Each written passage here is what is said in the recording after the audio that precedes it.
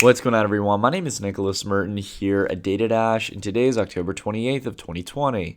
Well, folks, I hope you are having a fantastic day wherever you are, and in today's video, I want to spend some time to talk about the correction that we're currently going through over the last few hours as we researched to very high levels around 13,800. We've started to have a relatively stark correction afterwards, and many people are wondering if we've hit our point of peak greed as the market gotten overextended. And along with that as well, we'll not only dive into Bitcoin and Litecoin, but along with that as well, take a look at two of the altcoin picks that I've been holding at the moment and talk a little bit about what I'm watching. So we've got lots of things to discuss, and let's just go ahead and dive straight into it. I do want to let you all know real quick before we talk about Bitcoin, though, that I'm actually giving away $100 of Ethereum. I want to get more of you out there into the world of DeFi. So if you guys are interested, just go over to my Twitter page at Nicholas_Merton, M-E-R-T-E-N.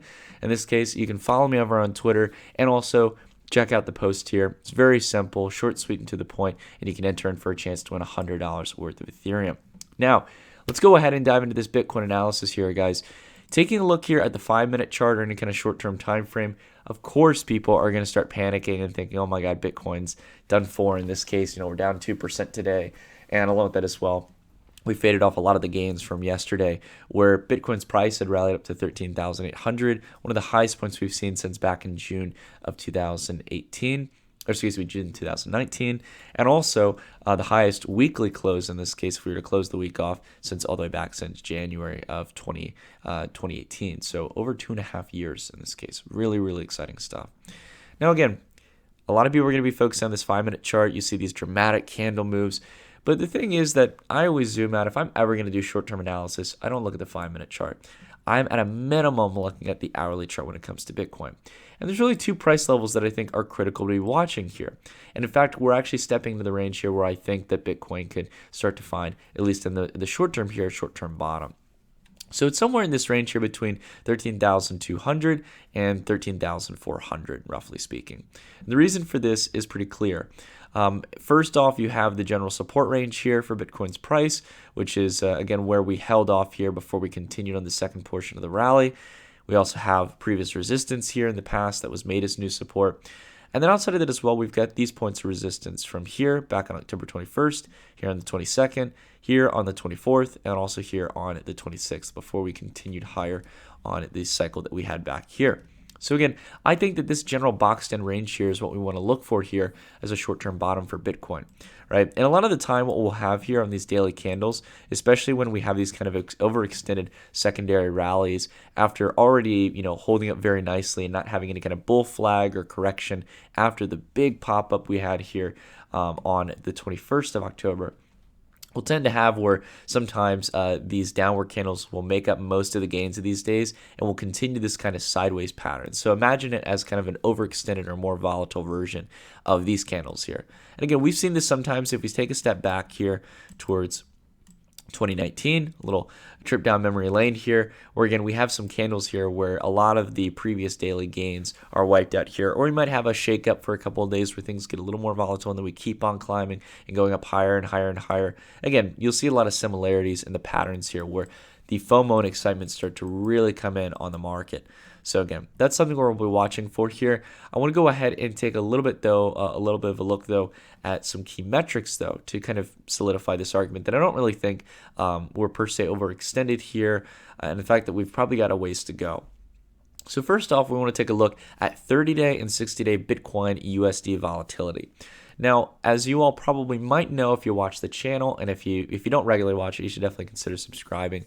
But one thing that we talk about here a lot on the channel is volatility in regards to traditional markets. So we look at the CBOE S&P 500 Volatility Index, or the VIX, as it's commonly referred to as the VIX. And there's a similar indicator here that we can utilize for Bitcoin that measures volatility. And that's here on buybitcoinworldwide.com/volatility index. If you just look up the Bitcoin volatility index, you'll be able to find it. But broadly speaking, you can see here this kind of line here where when we see spikes in the volatility index, it's usually when Bitcoin is undergoing very serious sell-side pressure, or broadly speaking, volatility refers to the fluctuation range in price in a given period of time. So the more movement in price, or the wider the range of price in a given period of time, the higher the volatility. And we can see here And in March, when we had the really big dip in not only Bitcoin, but other assets abroad, we had a very big spike. But volatility has been historically low. And in fact, it's repeating a lot of similarities to where we saw volatility back here in November 2016, when Bitcoin, as we can see on the green chart here above, we can see that Bitcoin was starting to charter up towards its relative all-time highs. It was just a couple of months away, going into around January, February of 2017. So this is what we want to watch for here, guys. We're repeating history here. It's nothing too severe to worry about. The volatility, any kind of pullback we're seeing in the market, it's minuscule. I mean, this is something that you should always charter back to, as well as looking at the longer term time frames when you're getting caught up in the short term price action. Along with this as well, a lot of people have pointed towards the crypto fear and greed index as something to be worried about. And I like to view the max time frame. Again, not looking at the monthly. Of course, this is going to look, oh my God, it's overextended, or over the last 3 months, oh, it's at the higher end here. But not only here, even if you just take a look at the 3 months, we've not only been higher than this before. If we take a look at the max, back here in August, we were sitting around 80%, 78% previously. And also back here in June, when we peaked out originally at 13 to 14K, we were at over, I think the total peak here was 90 to 95 points here in this case. So 95 points versus where we're at right now, where we're sitting here around 70 points. So I would say that, again, to keep in mind that this can be overextended in the greedy area for a long period of time. We've just gotten back up here, but along with that as well, that we've got a couple more points to go before I'd really have any serious concerns. So again, bearing that in mind here with Bitcoin, not fearing anything over in the sense of, like, you know, being reactionary with your positions, guys. Again, keep focused on the long-term trends here. I mean, just alone here in this week for Bitcoin to move up already how much it has here, which is 2.3%. It's pretty impressive, right? And you can see that actually by looking at this number up here on the chart, not looking here. This is the daily performance. We're already up here over 2.4% for this week. Previous week, 13%. Along with that as well, previous week, 1.29%. Previous week, 6.59%. And this is after already continuing so far throughout 2020. We're back here in March. We've been continuing an uptrend with higher relative lows and higher relative highs. This looks good to me. I really don't think, again, we've got much further to go than 14K here in like the next week or so. But I think, again, we're going to continue to chart the course here where we set in these higher lows and higher highs back up towards 20K.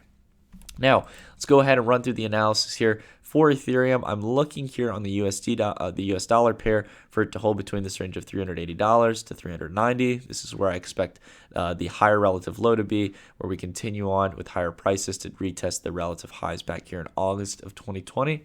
It's really all you got to watch for, in my opinion.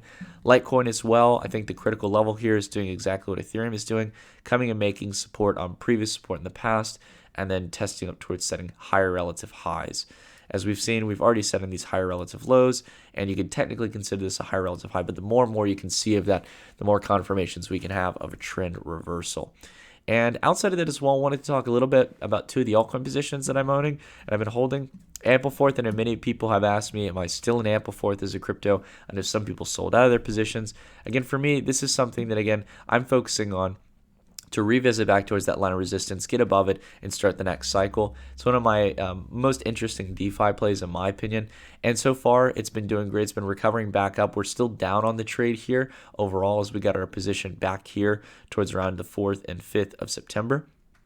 So again, we're watching to see if we can get back up to that range here. And luckily, over the last few weeks, really over the last 2 weeks, recovery has been really great. We've been able to hold on this long-term channel here on the logarithmic chart. And it looks like we're looking up to go back up towards previous resistance, which would put us back in the profit. So very excited about that.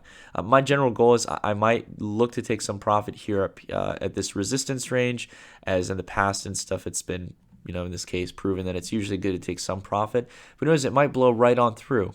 We really don't know, guys. Ampleforth is a wild asset. And again, it's a new kind of speculative asset in the DeFi space. So it's important to research and understand it. I had a lot of people who said, oh, Nick, I bought Ampleforth and stuff, and my balance has been going up and down. And that's because of rebasing. You know, it's very important to understand that Ampleforth is different than other cryptos, guys. And some people, you know, support the idea of rebasing. Some really don't get it.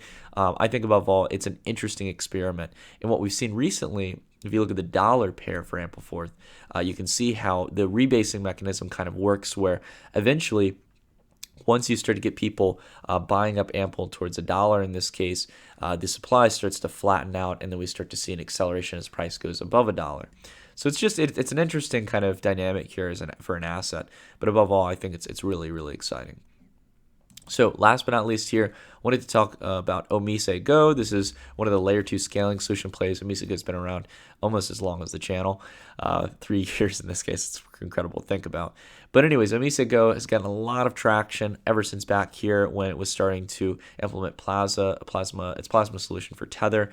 In this case, what I love is the increasing lows here, the decrease in highs, building this wedge here for price, looking like we could be setting up for a breakout in its dollar pair, hopefully starting to outpace Bitcoin.